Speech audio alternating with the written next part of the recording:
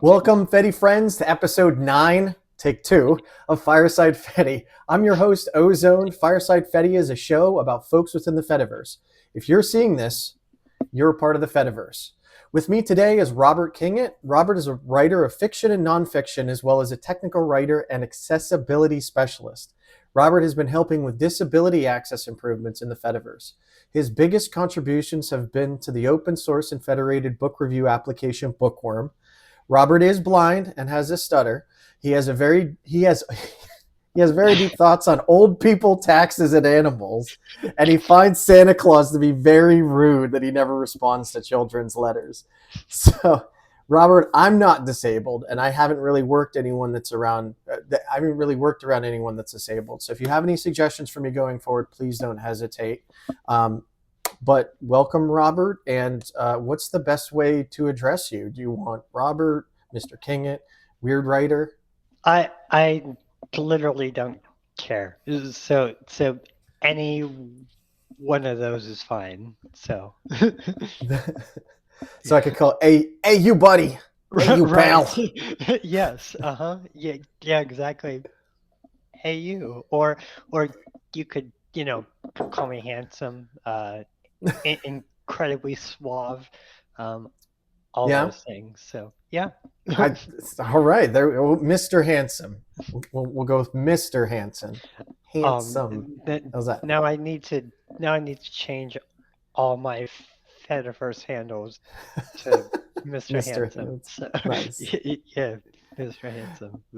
So let's get started to talk about how did you get to where you're at today? Like briefly, how did you find the Fediverse? You said you help with accessibility, that kind of stuff. Mm-hmm.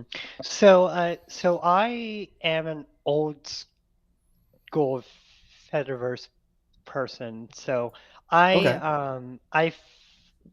well, compared to the new regime, right? Like there were loads of people that were around before me, before Mastodon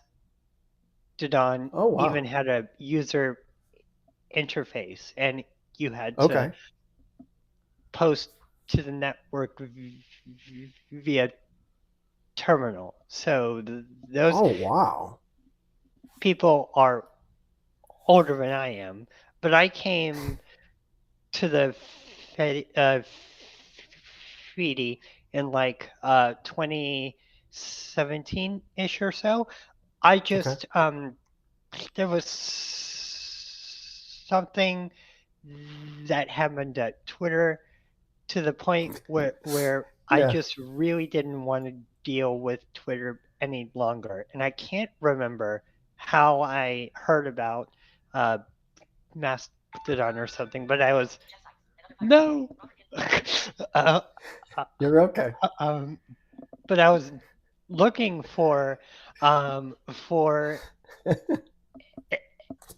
alternative to the shithole, and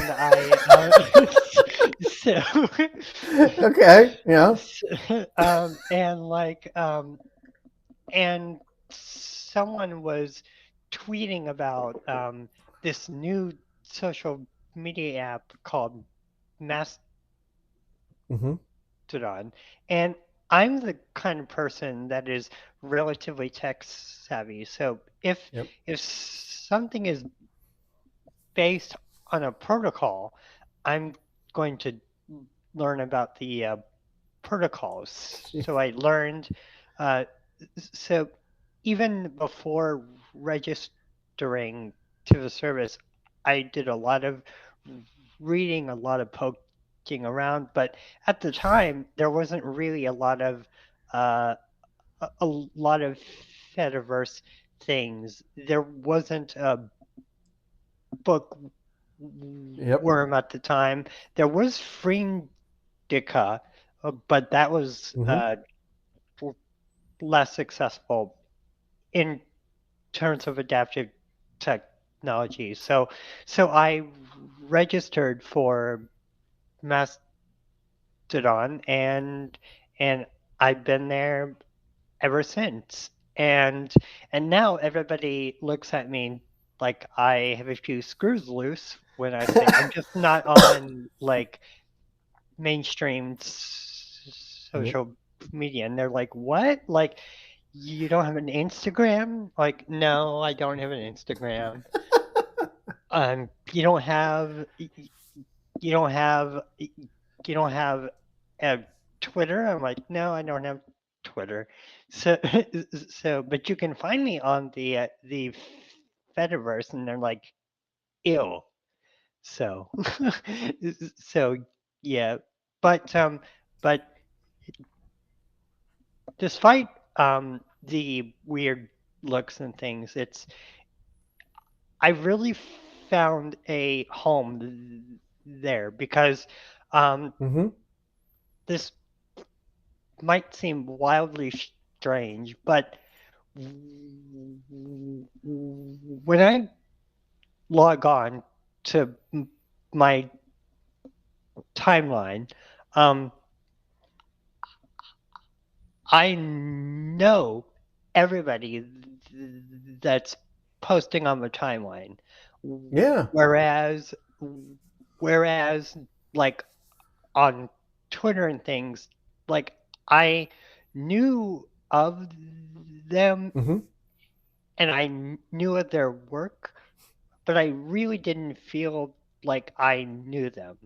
And so, yeah, so I'm curious if anybody else has ever No, I, made that I, comparison. So, yeah, I agree. I find the Fediverse to be more of a community where you start to get to know people, and that's one of the reasons I wanted to do this because it definitely feels more like, like I said, a community more than whatever. I never had a Twitter. I think mhm, I mean I might have had one just to log in to check something, and then I deleted it. I had a Facebook, and then I deleted it. Like I never understood folks that just want to give their data over.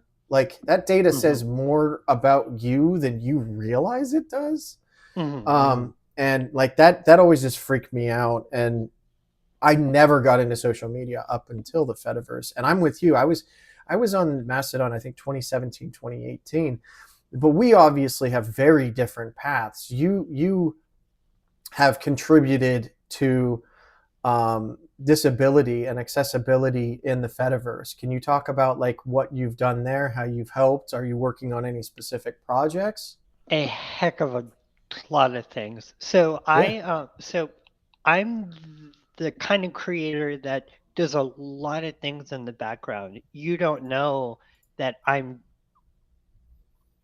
doing things until I tell you that I'm doing things.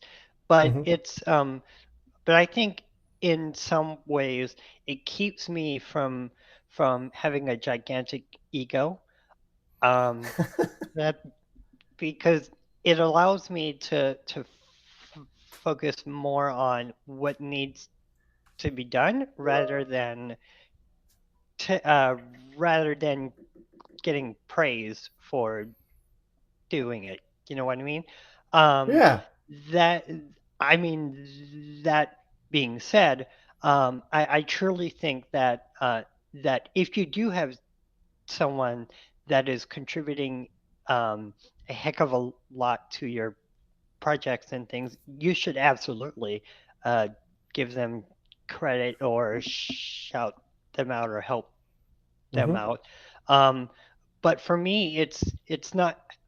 I mean, it's like I'm not in this to gain uh, capital or something. Um, I I just want to make things better for the people after me. Yeah.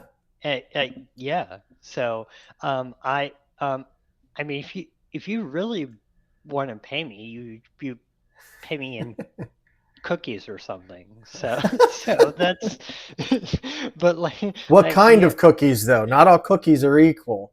Ah, shit. Well, yeah.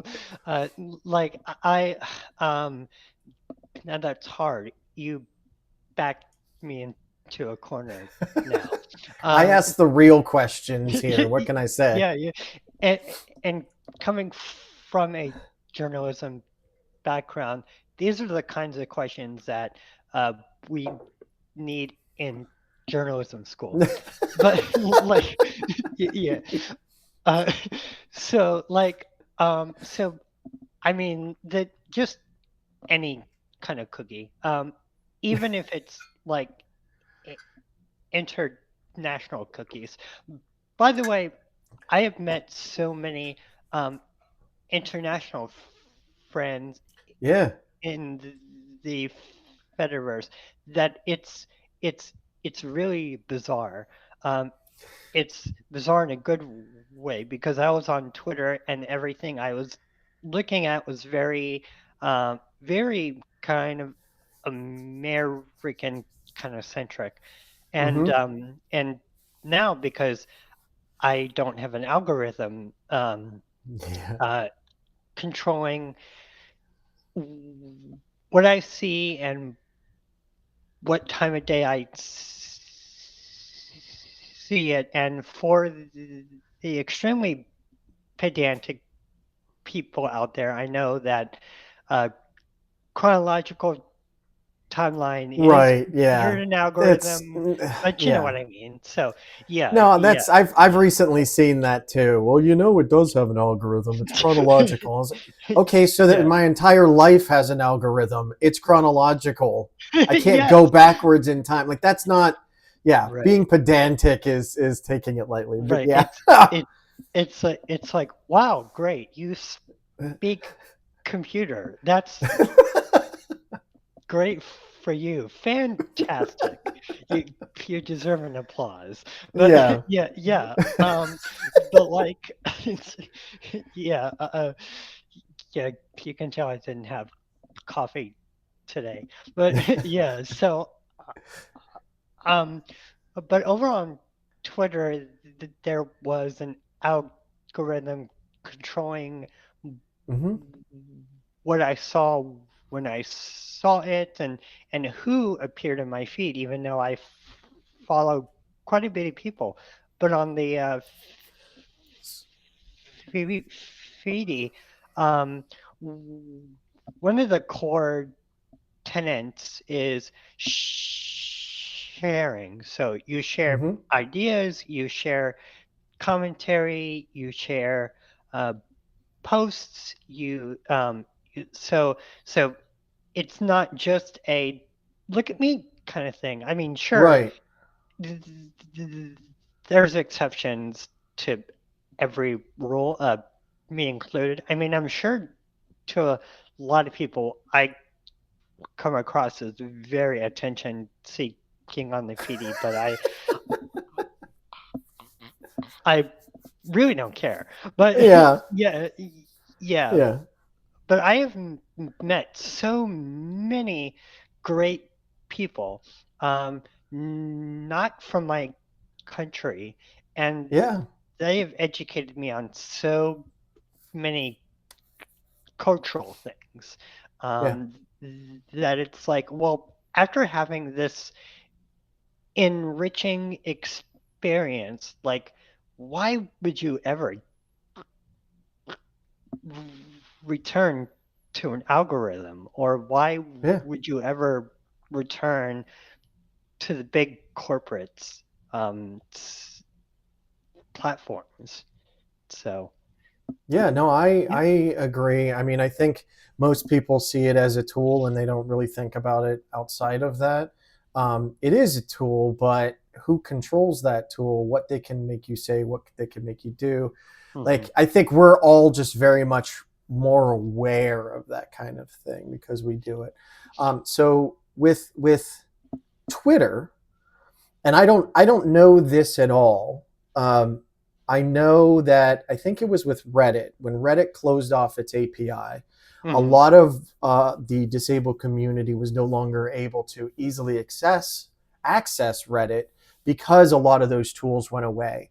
Is that the same with Twitter? And then on the flip side of that, how does the Fediverse's current accessibility stand compared to like the big guys? Are they in a good shape or they got a long way to go? Yeah, so this is a bit of a so a lot of things need to be unpacked. So Yes. first of all, in terms of the API, yes, you're 100% correct. Twitter realized that hey, we're not making money off of the API, so we need to Right. shut it down. But this also prohibited a lot of third-party apps that were designed with Mm-hmm. accessibility in mind to just not be able to function anymore. Now, Twitter, before he who must not be Mentioned, yeah. named took Yeah. over. It's well, Jack Dorsey is a really horrible person too, but you know what I mean. So, Yeah. but but in terms of Twitter's then accessibility team, Mm-hmm. they really uh, went to town on the mobile app, and they Oh. they improved it. So one key distinction I like to make um, is a tool or service could be fully accessible, but it could also be a pain in the ass to use. Sure. Yeah. So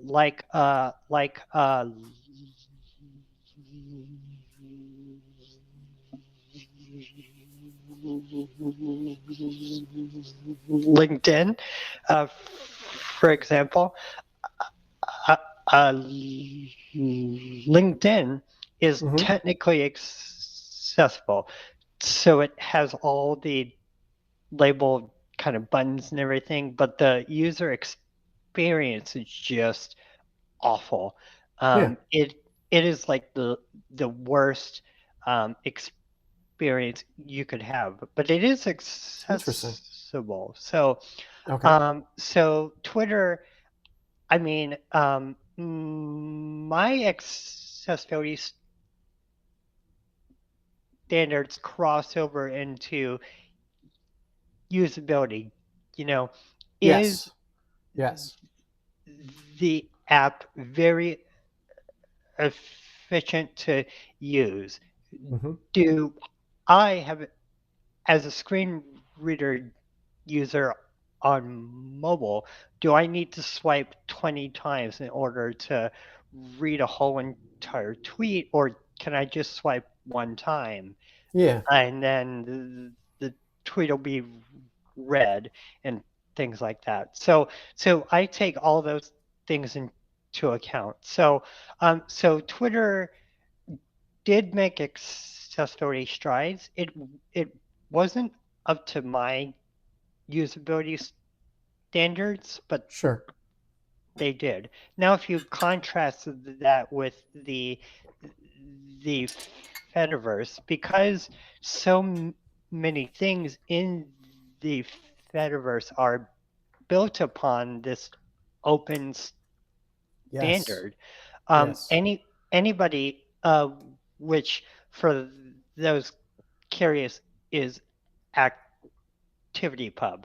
There Right. are some there are some people that say, well, Blue Sky is part of the Fediverse. And I'm like, I strongly Yeah. disagree. So Yeah. so if you want to fight about it, we can haggle over email or something. Um but You're buying though, right? right, yes, definitely. But Yeah. um but in terms of the infrastructures being built on an open Hmm. standard, this makes everything open. Um, Yeah. we've seen a few times where people have tried to make closed things in the Fediverse and have a closed uh, system, not uh, open source Right. And it just doesn't do well at all. So the fact that it is so open, this means that any developer could make it as Mm-hmm. accessible as they want to. Now, are there problems with some of the main the, the, the main UI elements in some of these uh, services or platforms? Yes, absolutely. Mm-hmm. But because it is such an open platform, I use a bunch of third-party software anyway, and nobody has to know the difference. So Yeah. Well, and yeah, I think I've talked to other people about this before. As you were saying, like it's so open, anyone can really make anything for it, right? And if you decided, like if Mr. Handsome, Robert Kingett, decided he could build a Fediverse for the blind and only like it only works, for you, with a I'm not braille machine, I would assume, right? uh, Or a screen reader that it just reads everything out to you, and you're not you're not concerned with, is this making enough money? right. And Mm, that is, in my opinion, the power of the Fediverse. As you said, Twitter stepped up and they made the mobile app better. But I mean, I hate my mobile phone. I don't use my mobile phone. I use the desktop, right? And how was right, that? They right, probably didn't want to bother with that because there's just not enough money in that. Or tomorrow, as we've seen, they could just be fired out of the blue. And then yep, mm, who's going to manage that? At least with this, you give your code out, you make it as accessible as you can, right? yep, And this is a thing that us, um, non-disabled people, it doesn't come up in our thought just because we're on the next thing, right? But that doesn't mean that people don't want to support you as right. well. And we need help from folks like yourself that have that experience on how to make things more accessible and more welcoming for everyone. And even if something happens with you, you have open code, someone else can take it and run with it. Right. Yeah, exactly. I mean, logistically, also the digital curb cut effect is real. So if you make your platform or service more accessible, it's just Mm-hmm. going to be a better user experience for everybody, including your Mm-hmm. non-disabled users, because buttons and things are going to be clear when you have to debug code, for example. You don't have to wade through a mesh of Mm-hmm. sloppy code. Everything will be clean. Um, Everything will be easier to debug and track Right. down and everything. So it just works for everybody involved. And you know, there are loads of people that maybe don't know that don't know um, how to approach someone um, Yes. and advocate, but they have enough network. They can turn around and say like, "Hey, I was trying this app or something, and it's really accessible." And then this other person is like, "Hey, I'm very tech savvy, and my friend told me about this accessible app, and Mm-hmm. yes, it is accessible, but you could do so many things to enhance the user experience. So it's this constant uh, ripple effect and Yeah. everything, and really when it comes down to the the money aspect, I've actually donated quite a bit to projects that like that just continue to make efforts to Mm-hmm. make their platforms and things more accessible. And I've told other people that have money, like, hey, if you're looking for a small project to give your money to, you should go here because they make their stuff accessible. So Yes. Yes. while I might not have as much money as other people, that doesn't mean that I don't know people Right. that yeah. Yeah. So Yeah. No, I mean, I've talked to tons of people before where it's like, I don't know the answer to that. But because I talk to people, I know who might be able to help you, right? And that's just as valuable as knowing just the answer. Part of the answer, it's more valuable, right? So exactly. what And sorry, go ahead. going back to the whole community Yes. aspect, like it's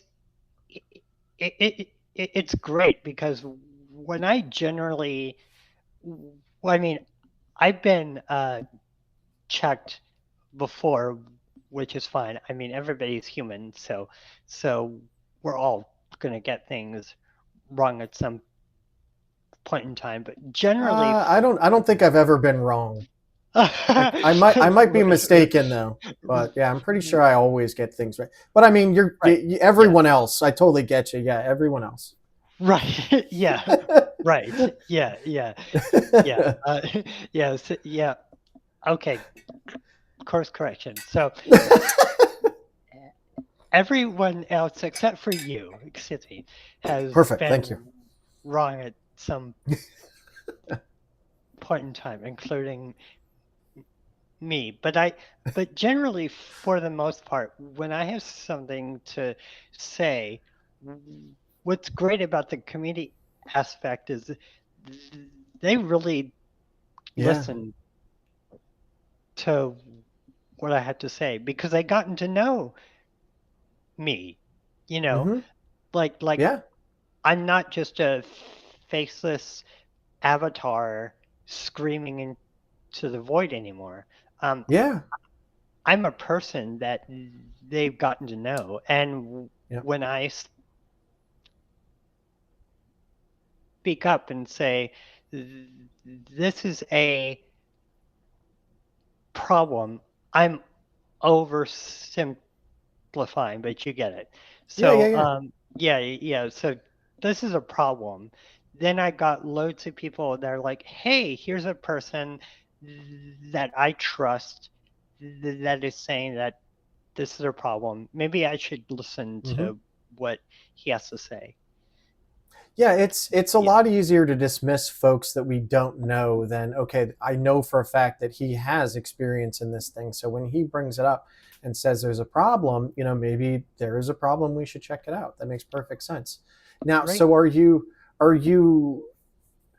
with Bookwyrm and other Fediverse projects, are you more of like a consultant? Are you doing code? Like what if someone would come to you tomorrow and be like, I want to build a Fediverse app with accessibility in mind, how can you help them? hmm Okay, yeah. So in this space, I am absolutely not a coder. Like Okay. like I could not code um, an app from scratch, nor do I really want to. That's not what I want to do. Now, I've Yes. submitted patches to things like here's a button that's not labeled. I Oh yeah. Right. went ahead and labeled Labeled it. the button. So Yeah. yeah. But for the most part, I'm a consultant, and recently, recently I'm also a technical writer. So, and Yes. what that currently means is I just randomly fork documentation, make a ton of changes to it, clear up all the language, simplify the language for non-technical people, and then submit a bunch of pull requests completely out of the blue. And and loads of people have been really good about just random PRs just coming at them like, oh, like here's a person that just rewrote my entire documentation in 2 days. Like, yeah, yeah. So, yeah. Okay. So, but but also, like that tends to happen less now because I tend to write to the people and be like, hey, I'm gonna contribute a giant PR that's gonna rewrite your whole documentation, and usually the reply I get is thank you, because I'm not a writer, I'm a coder, and you made things so much clearer. So yeah. So Yeah. basically, I'm a consultant and a drive by technical writer. So Yeah. yeah. Well, So and you have a very, I mean, so I try to do some like background investigation on guests before I have them on, right? So that I kind of know where you are and whatnot. And you, not only are you a technical writer, um, and can do code, like you're hilarious. I don't mean to say, like, it seems weird. I'm saying it out of context. Like you're funny as hell because esoteric programmer in my community mentioned that you had been on Mortified. I had never heard of Mortified, and for anyone that doesn't know what Mortified is a show where they have folks read out like notes that kids wrote when they were younger. Um, and Robert was on the show 3 times. Yeah. And I listened to some of them, and it's like I recommend people go listen to it because it's absolutely hysterical. Like when I did the intro, um, Robert has very, or at least as a kid, had some very interesting ideas on how to help the elderly make a living wage so that they could pay taxes. Now, so, and I'm going somewhere with this because they were absolutely hysterical. And I'm actually here. Let me throw the link in here for the 3 episodes that you were on. But my questions were like, as a kid, you were massively insightful to these things. Was all of this in seriousness? Were you that observant of your surroundings and Yes. and these were real honest questions, but then you know how to make fun of yourself, right? Like I think the first one I watched, you came up on stage and said, I'm blind and I have a stutter, which makes it interesting that I observe so many things. Yes. Right. Yeah. Yes. It's really bizarre because I genuinely was that observant, and I actually got quite upset that nobody seemed to really want to answer my incredibly sincere questions. Like, yeah, Yeah. yeah. So I mean, now I look back on it and I'm like, oh my God. But but um but they but that but I have that kind of mindset for like for fiction Yeah. work I do, for technical writing and things I do for the advocacy and Hmm. things I do. I just have a very, very different world view, and like really, some of the things I say might not make any sense. But if you just take the time to just listen, including listening Yes. to the child me, um, Yep. even though it seems wildly bizarre, that here's a kid like Yeah. concocting a way to to kill animals so that we can put senior citizens to work. It does make some kind of twisted logical kind of It sense. So no, but but I yeah. think it's amazing because again, you were logic using your logic to come up with a solution to something, and you were so heartfelt that you wanted to help. Now it ended up being really twisted and weird, but Right. but Yeah. that's us looking at it from an adult. Like my cousin, she's a single mother, Hmm. and her son, like, she would ask me questions about things, and the one day, and he was young, and the one day she Hmm. comes to me and she's like, he stands up to go to the bathroom now like a man does, and he said Hmm. that when he gets older he's going to sit, and she's Hmm. like, is that worrying? I'm like, he's using the logic that he has at hand to build the world that he knows, right? Like, you're his Right. mom, you're the only Yep. one he knows, and you're a woman, so you sit.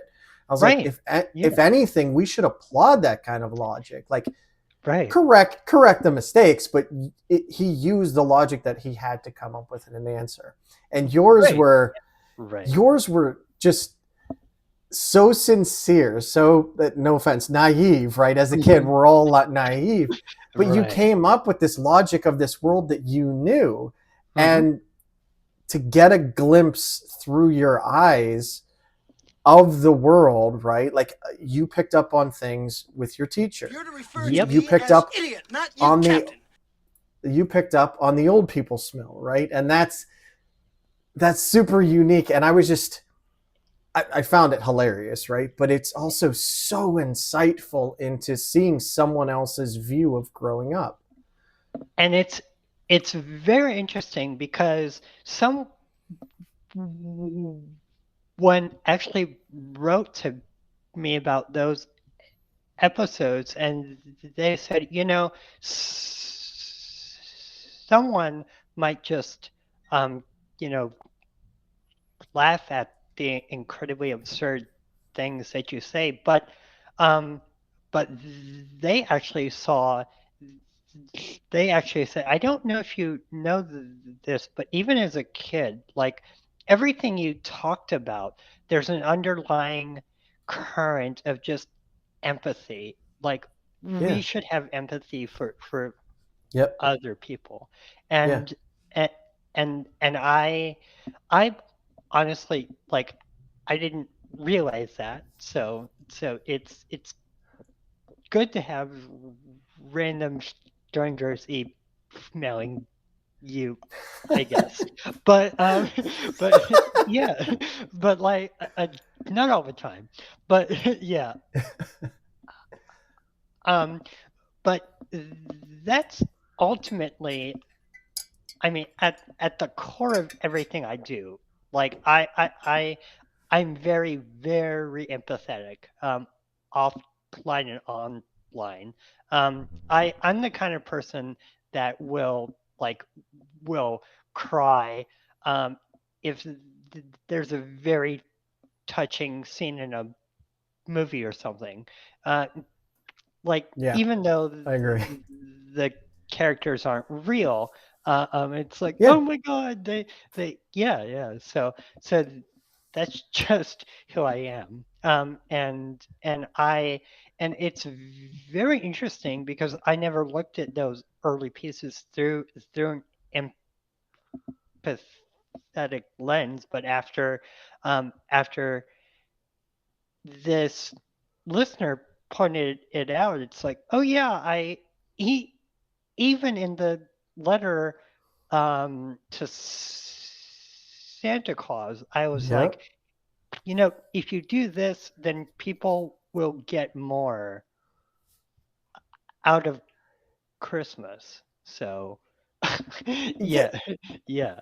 Yeah, So but I think that idea of empathy, it extends, right? Like I was looking through your blog again, and there was someone that actually reached back out to you that mhm, they talked about how concerned for you they are considering mhm, the current climate. And I think knowing people are out there and you're showing empathy and compassion to others and you receive it back, it doesn't, this, it looks like this was an email that you put out here. It's reassuring to those of us that we look at the awfulness that's going on, the terribleness, and just knowing that there is someone out there that you might have never met, but is a part of your community. And it's like, hey, we're really worried about your situation. If push comes to shove, you reach out to us. We have some place for you to go. We've been looking this up. And like that was so.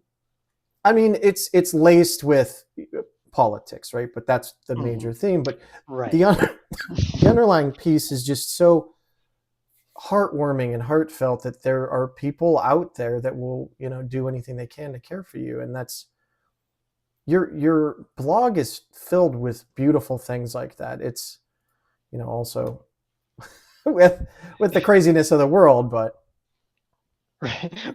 Right. Yeah. It's so cool that you brought it up because I because I actually asked him, I'm like, do you mind if I publish this yeah.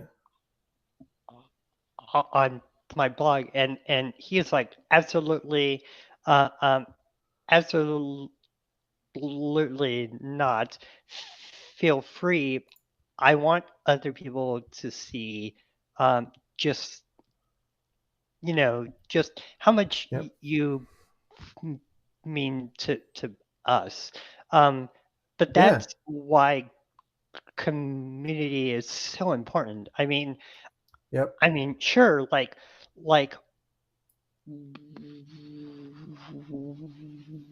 you can be you, you know you can have a moment of ignorance, right? Hmm. Like when it comes to um, privileges you might have or something, but th- the key is what you do after you've learned th- that you might be ignorant about a situation. Do you just say, well, no, you're wrong, or do you just quietly learn more? And that's what I do, and I'm not afraid to ask really um, what some online might call offensive questions, but those offensive questions could really lead to some deep rooted kind of understanding. But Yes. yeah. No, So I yeah. 100% agree. Like Mhm,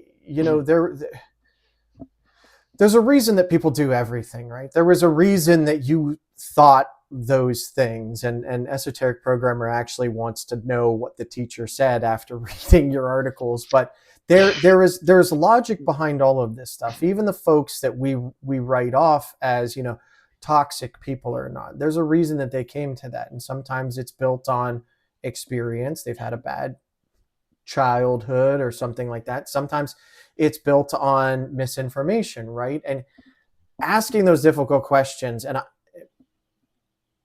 is frowned upon. Like, oh, well, they're just evil and they're just bad. And it's like it's not. That's not always the case. I think that's very much not the case. But right. as someone like again that was never on social media, I never wanted to be in front of a camera. I never wanted to do any of this. But I have found, as you said, like an absolutely wonderful community around it that outweighs at least so far, outweighs the toxicity that can come Right. from it. I think we've all been a part of some toxicity Yeah, on yeah, social media, but it's yeah, not been anywhere near as bad as I thought it would be. I think what really helps is I ask these terribly offensive questions offline to people that know me a little bit better than someone online, because even if so let's say hypothetically you see a conversation taking place, and you feel the need to jump in because you feel the need to be knowledgeable about this topic. Yeah. But what you're forgetting to realize is maybe the person that's asking ignorant questions is trying to learn, and Yes. you just coming in and saying, well, and spewing your knowledge um, unprovoked. Let me clarify. This is entirely unprovoked. It's one thing if a person approaches you and says, "Hey, I have a question about X, Y, and Z." That's Hmm. totally fine. But I feel like um, uh, uh, I feel like it's easier to ask those incredibly offensive questions offline Yes. to people that know you and know that, hey, this question is a s- is a it is an offensive question, but the person is asking for a reason. So Yes. yeah. And we can't get to know each other if we don't ask those questions, right? Like Mhm.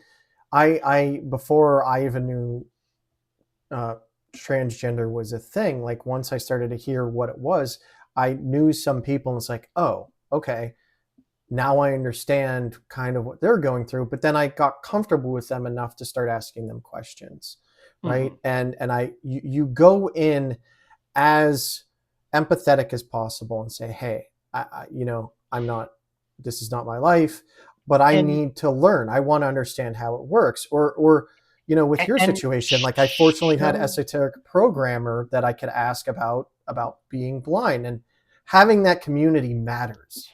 and and show where you're coming from. I think Yes, yes. that's the key thing is,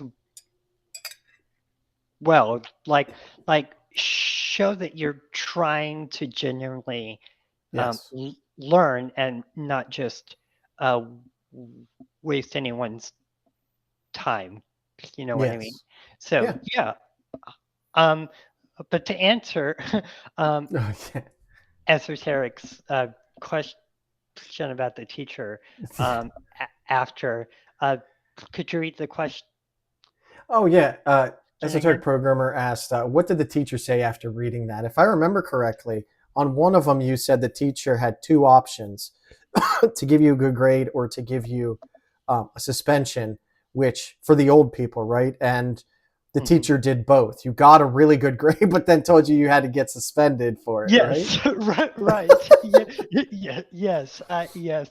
She actually wrote to me after hearing that episode, Oh, did she? and she was like, you know what, like uh, there are loads of teachers with their favorite students, Mm-hmm. and and you were definitely one of my most favorite students, um, even though you weren't class Mm-hmm. valedictorian or things like that, but Yeah. you challenged me in so many ways, and you so yeah, but I I guess you could say I got into a lot of good trouble, you know. Um, I I was, and it's strange because I was actually, as a kid, I was very quiet. So very Yeah. very no, like I truly No, no, was. no. I Like, I yeah, I relate. I tell yeah, people for the first 20 years of my life, I didn't really talk to anyone, and I haven't shut up since. So. right, yeah, yes. So I would love to know, like, how do people like us grow into extremely talkative adults that won't Yeah. shut the hell up? I guess Right. it's 20 years of holding things in, Right. and they, yeah, but I but yeah, she she said, well, this is interesting. She did not read it to the whole entire class because she thought it was quite morbidly hilarious, but but uh, she she, she actually approached me and she was like, "Do you want to skip a grade?" And and I said, "Well, no, because I can barely do long division, and you want to move me up a grade where that's going to be a hell on Yeah. my math teacher. You must really hate him." So yeah, yeah. So that was just yeah. So she really liked me as a student. She was trying to get me to talk more, to open up more, to to just openly challenge her more out in the open, but I didn't Oh want wow. to challenge her m- Yeah. more in the open. I just wanted to just have these quiet little tangentially fascist observations about senior citizens and yeah. So Nice. but yeah, it but now come full circle Hmm. as an adult. Now I'm probably the loudest person on the internet that you could ever meet. So yeah, what which is ironic because even even today, even though I've come out of my shell a lot, I'm still quiet. So like if there's a group of people around me, I tend not to I tend not to Hmm. say much, but I'm listening to everything that you say, everything that someone does, what Hmm. the group is saying. I'm listening very, very intently. So Yeah. yeah, No, that's and there's not enough people that do that. right.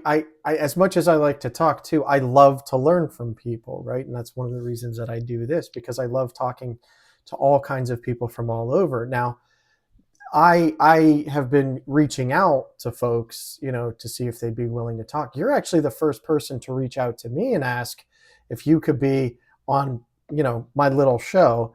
Uh, so It's because what I'm a was the ham. reason for that? Like, are Yeah.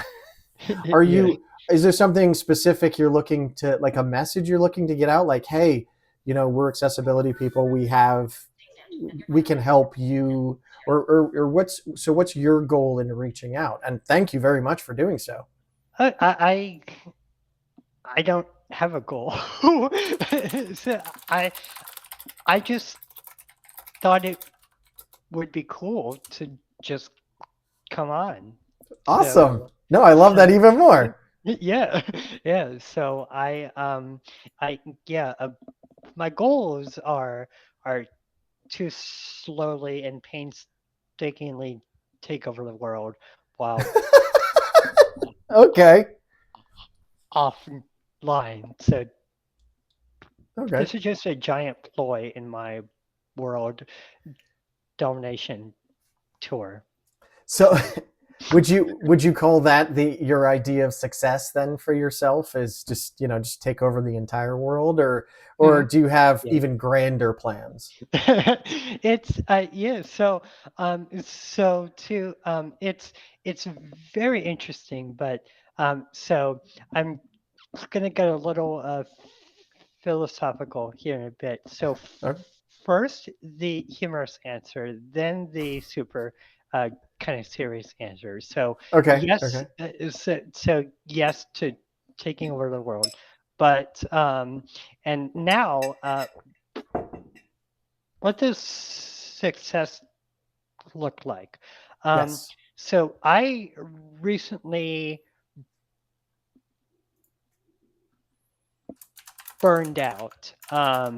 and it wasn't a good feeling at all. I didn't have a lot of enthusiasm to do a lot of projects. Everything just seemed to pile up, and Yeah. it got to be extremely overwhelming. So so so I was like, okay, I need to rest, and I need to rest for a long period of time, and we're not talking weeks or months. I think I took almost a year off to just Oh wow. quietly do projects and not publish them, or not like not make a show of them. I just wanted to just create something that wasn't for the consumption of of clients or of people. I just wanted to show just my closest uh, friends and family, and have it be that. Sure. And that was my period of rest, right? So when I think about success, there's two facets to that. So success, does it make me happy, and does it pave the way to make others happy in the future, even if I mess up Hmm. or produce problem, problematic art? Um, does it make does it have the potential to make someone else happy in the Yeah. future? And I say that's what I really aspire to. I don't want to hustle. Um, I don't want to become a celebrity. Yeah. I just want to just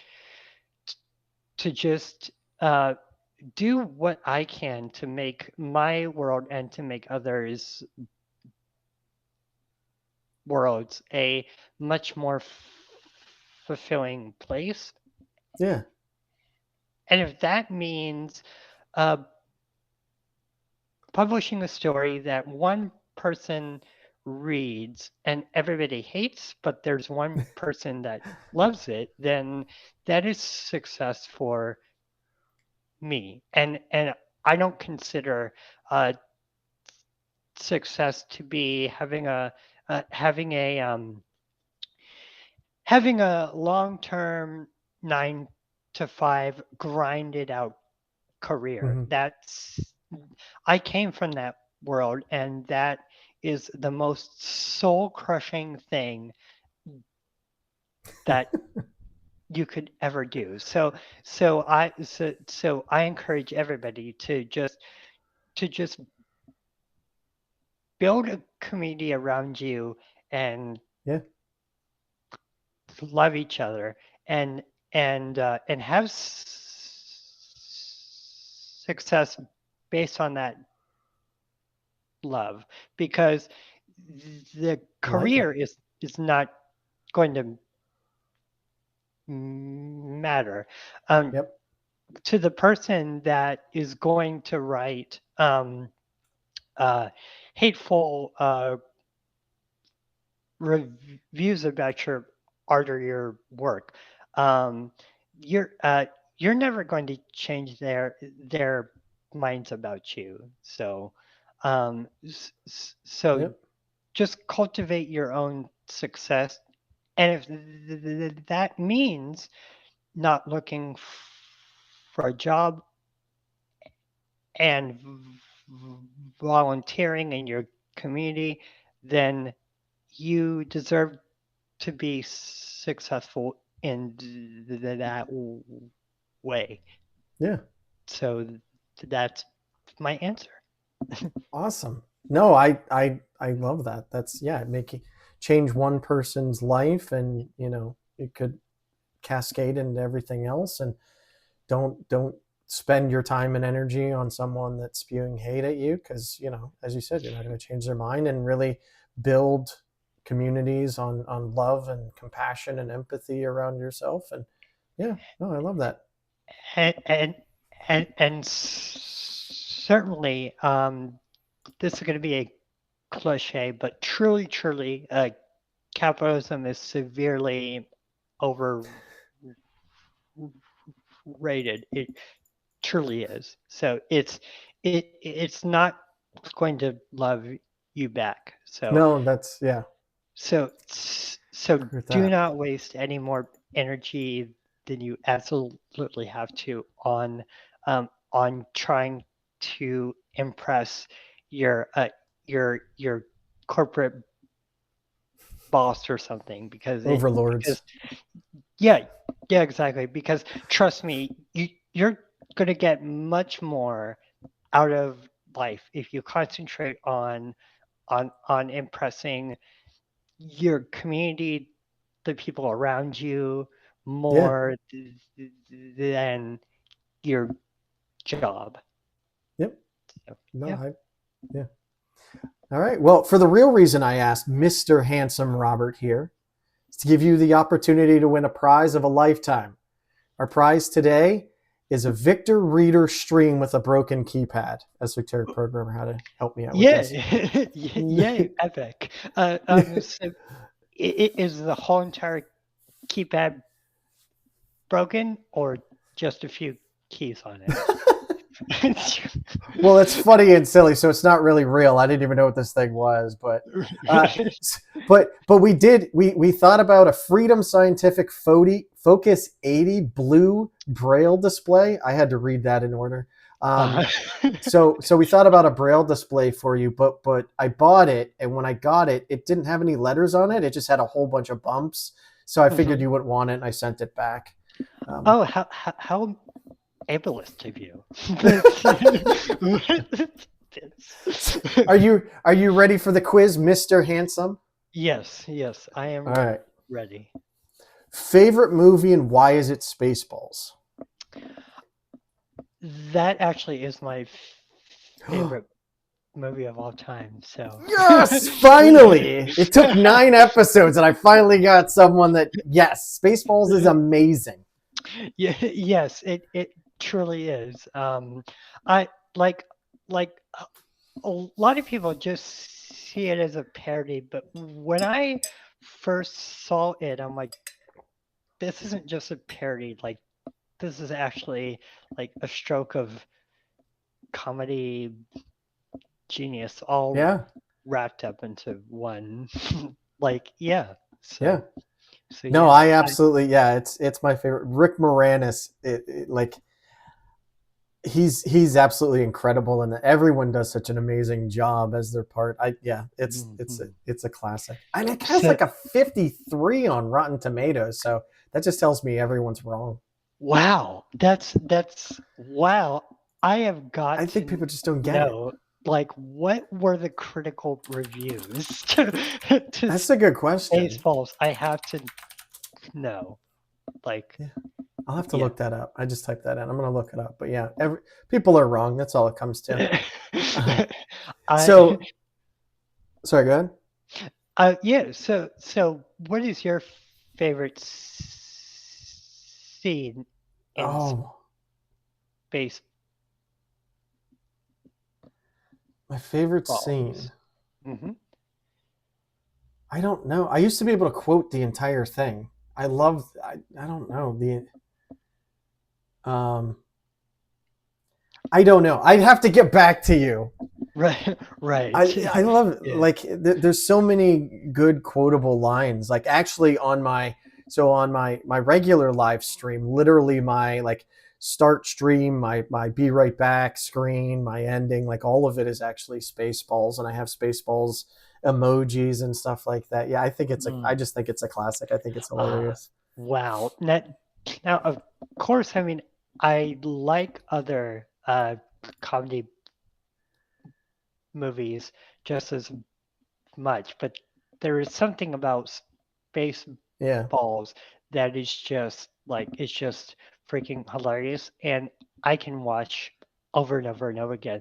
My yep, two favorite scenes are three actually because it's hard to pick, but there's one where a droid shoots the princess's hair, and then hair, she goes yep, totally Rambo. yep, Um, the other one, I just thought it was really, really intriguing cinematography, but it's where uh, Darth Helmet and his lieutenant or something, yep. they Colonel are Sanders, yeah, right. Yeah, Colonel Colonel, Sanders. yep, They they're having a spat or something, and then he's like, "Oh, let's watch the oh, I love, yes, Spaceballs movie," and then Spaceballs they the movie. play back the whole movie and Yep, they fast yep, forward it, and then it goes to the live view, and yep. everybody's like, "Oh my God, it's me!" And so I just thought that I was can, yeah. really clever cinematography. So I yeah, I want so to go in. I want to quote the whole thing right now because okay, so you asked me what my favorite part. That is my favorite part, followed by they've gone to plaid, the whole they've gone to plaid scene. But yeah, oh yes, I could quote that whole. I love that whole scene. hmm The timing of the all the dialogue like back and forth and like they're just firing on off of each other. It's so good. But anyway, I yeah, won't. We have more questions, so I won't go down that rabbit hole yet. okay, Uh, sure.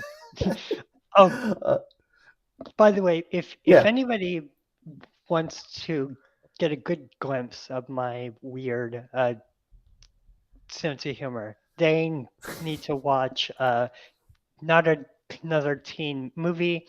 Uh, Yeah. there is something about Mary, uh, Yep. Meet the Fockers, and yeah. So, Naked Gun. yep. Naked Yeah, Gun, Naked Gun. American Pie. Yeah, So, that's how yep, I am. yep. That was same place. So, yep. So System Fault, Dark Destroyer, or Ear Hockey? Hmm. Ooh, that's.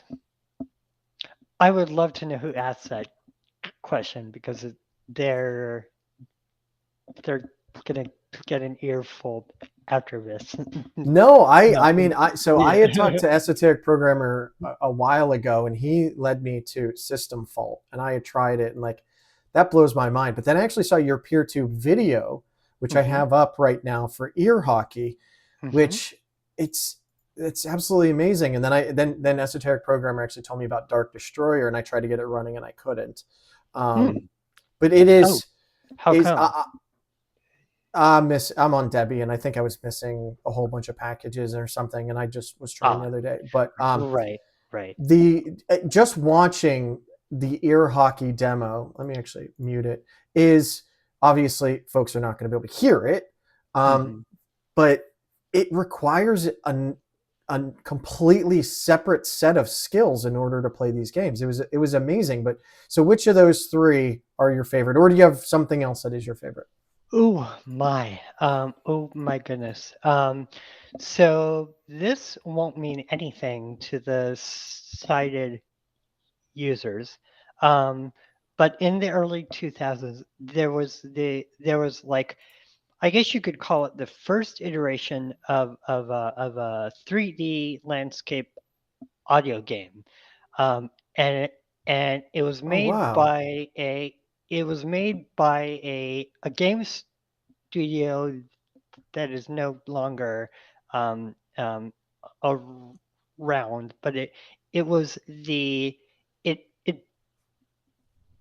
paved the way for audio games that we might Yeah. find today. It's a game. It's two games actually: Grizzly Gulch and Chillingham. Okay. So those were, I would say, the first ever fully voice acted mainstream um, audio games, um, and Okay. and and you could walk around an area, kind of. I mean, it was a point and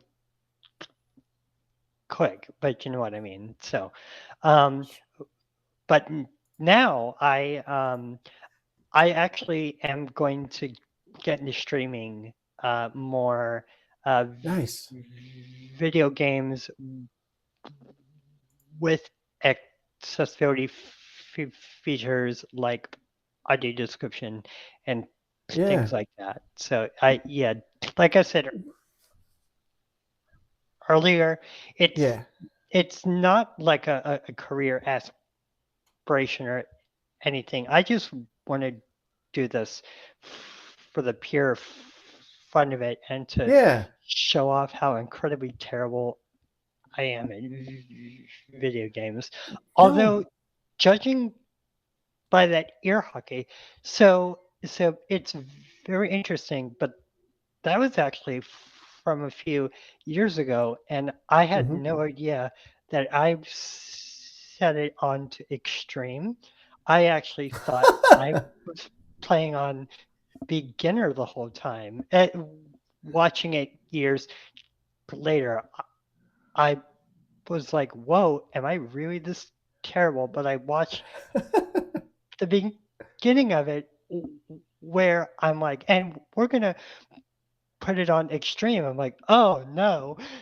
So, but I ended up winning in the end. So, Yeah. so that No, was and yeah, having yeah.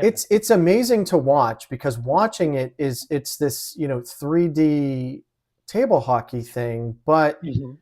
someone if you would just watch it and try to play it, you're Mhm. you're not gonna win because the Oh, 3D is really? really difficult to tell where the ball is actually at. You really need to listen. At least I don't think you could do it, but you It's really need to 3D. listen as the audio, you can literally Is it? track it in 3D in your ears audio wise. You hear it going Mhm. further away and then coming, Yep. like the ball increases in size, but it's not exactly where the ball is at. And Yep. I was absolutely blown away by it. And I can't remember if this came through in the peer tube, um, Mhm. but whenever the ball would go to the left or the right, it would pan in that direction. So Yes. Yeah. it, yeah, it did. It did come through Yes. during Yes. the peer tube. Oh, okay, okay. Cool Yes. beans. Yeah, yeah. Yeah. So obviously, me having never actually seen the graphics, like I'm super curious. Like, so are the graphics really that terrible? To the point where you literally can't watch it; you have to hear it in Well, order I, to I wouldn't say play. that they're terrible, but when you hit the ball off the right side of your paddle, first off, you can't see the paddle. Like it is the camera. Oh, So when you hit it off the oh, right side right, of the paddle, you're not right. actually even seeing the ball, but you can hear that it is Right. still on your right side. Right. Yeah. So you could play it, but I think you'd actually have a more difficult time playing it just looking at it than you would audio-wise, because the audio Oh, gives okay. you so much more idea of how far the ball is away. Whereas, Mhm. you're looking at a 2D monitor in a 3D scene, and it just Right. seemed really difficult to me that way. Yeah, and it probably didn't help that the screen recorder I was using at the time was actually really horrible. So yeah, but yeah, I realized I never actually answered the Yeah, no, no, no, question. you're fine. So ask it one Yep. more time. System fault, Dark Destroyer, or ear hockey? Ooh, okay, my probably system System fault. fault? So Okay. yes. I Yep. did terrible at that. I played that well. I didn't play Mm. it. I failed at it Oh, miserably. how badly? I don't think I got more than like a couple of feet any Ah, time. ooh, Yeah. ooh, I, okay. Yeah, that is very bad. But yeah. yeah, but like it's very interesting, but like Yeah. how many people are fascinated Yeah. by our audio games.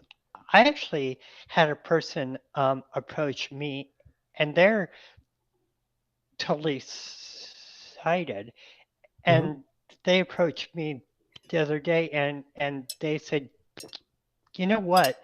Um, I really like coming over and just hanging out with you because it gives me a chance to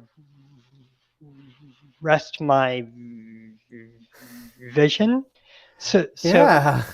I don't have to be in this constant world of looking at things all the time. That's So interesting. yeah, yeah. I who knew that 2020 people would get tired of looking at things. Yeah. So No, and I mean, yeah. again, you look at it in a completely different way, right? Like again, like with system fault, I was Hmm. trying to watch the screen and listen, and I actually think I would have done better if I just closed my eyes and tried to listen. It Hmm. you learn totally new ways to perceive the world, as you said. Like you might be blind, but you are massively observant for the rest of the world, and that's incredible.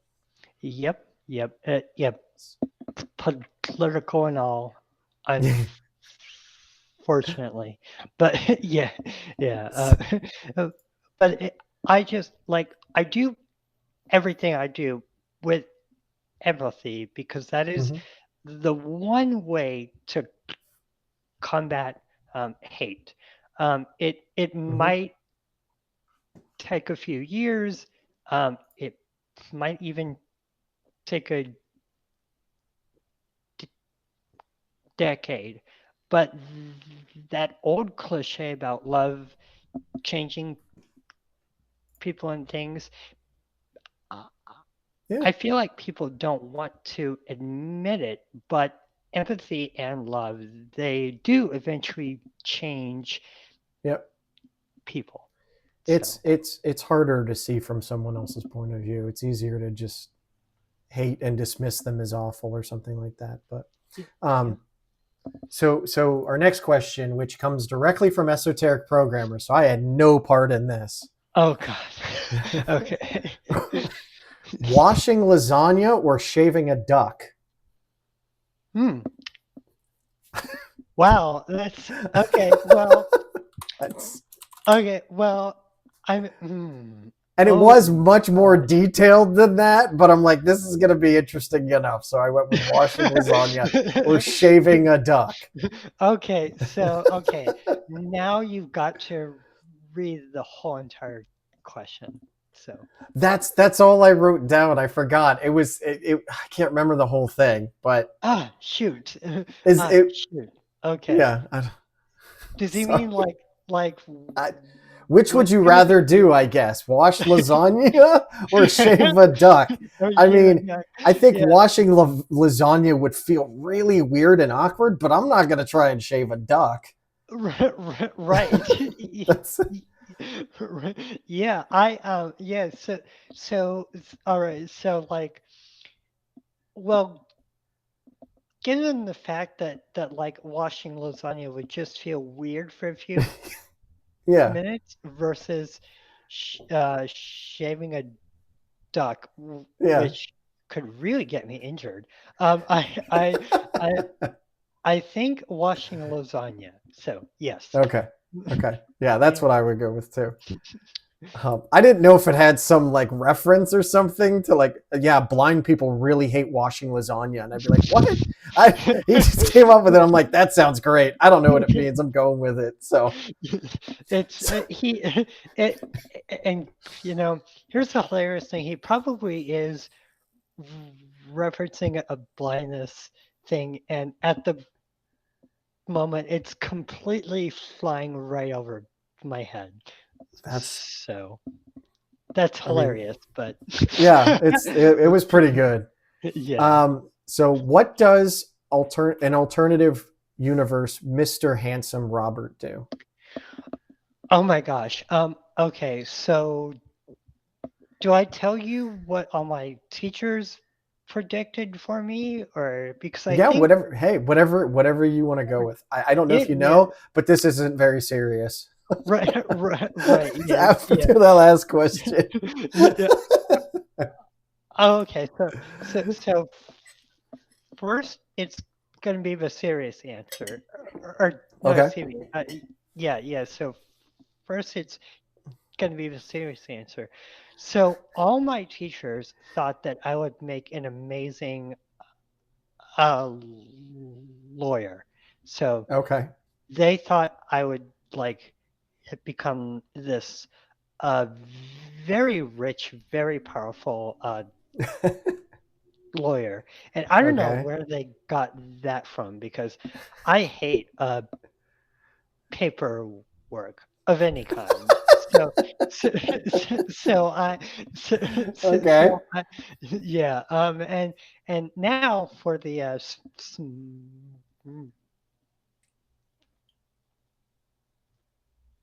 smartass answer. Yeah. An archaeologist for an alien race. Oh.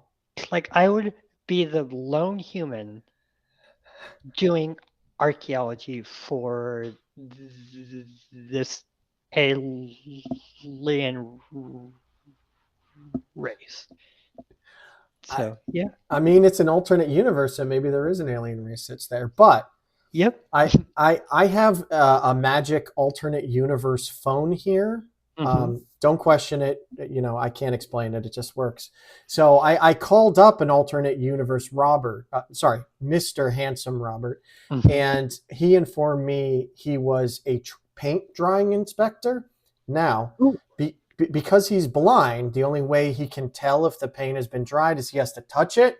Mm-hmm. But he always touches it too soon, so it's not dry. So he gets fingerprints all over it. So then they have to come back and paint it again. He's been on the same job for the last 10 years, but he assures me he's going to get it done soon. Yay! Woo! That's well. That's dedication anybody should aspire to. So. I agree. Yeah. Good for Mr. Alternative Universe Handsome Robert. Yes. Or was it Alternate Universe Mr. Handsome Robert? I think we're fine. Yes. Yeah. Yeah, I think so too. Yes. So we have two more questions. The next one is old smell, dead animals, or taxes? Which is worse? However you want to take it. Old people smell, dead animals, or taxes. However you want to take it. I mean, which is worse, because taxes contribute to libraries, right? And libraries Yeah. are like, and libraries are super, super important. Yes. 100%. Dead animals are what give us our nutrients and our substance. So I Oh guess you God. could say like yes. so, So, so, so old people smell like ha, as an adult I can unequivocally say it literally serves no purpose. So so so so yeah.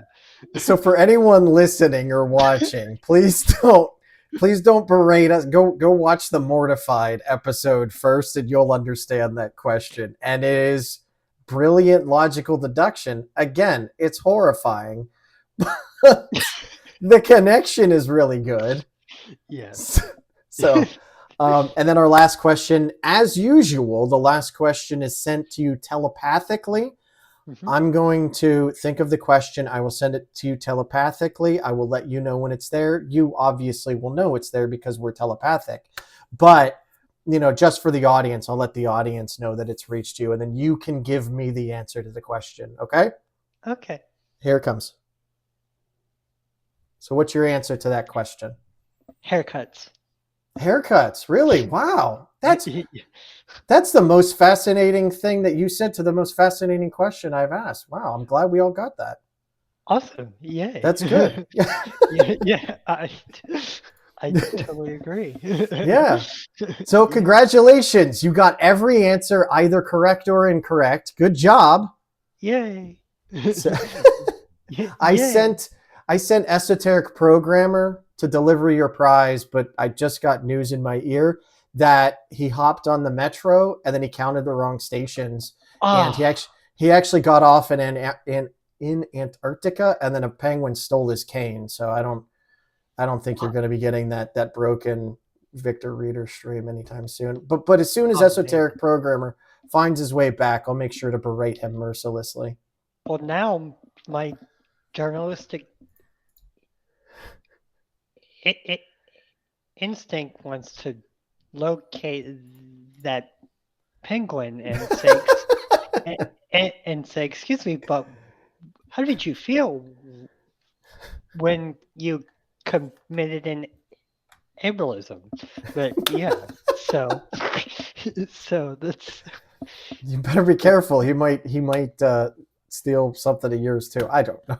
But yeah. anyway, Robert, sorry, Mr. Handsome Robert Kingett, thank you so much for joining me today. I had an absolute blast. I immensely appreciate you having reached out to me. This was great. You have such an incredibly positive insight into the world, and you bring such amazing energy, and I really greatly appreciate this. I was a bit nervous at first because I've never had anyone reach out to me, and again, I never really talked to many disabled folks, but I can honestly say you absolutely impress me with everything that I've seen. Your writing is incredible. You have an incredible sense of humor. Please don't ever stop bringing your positivity and your energy to the Fediverse and the world in general. Thank you so much for joining me.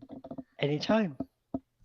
So that's it for take 2 of episode 9 of Fireside Fedi. Thank you all for coming. My Woo. internet held out, so yay for that.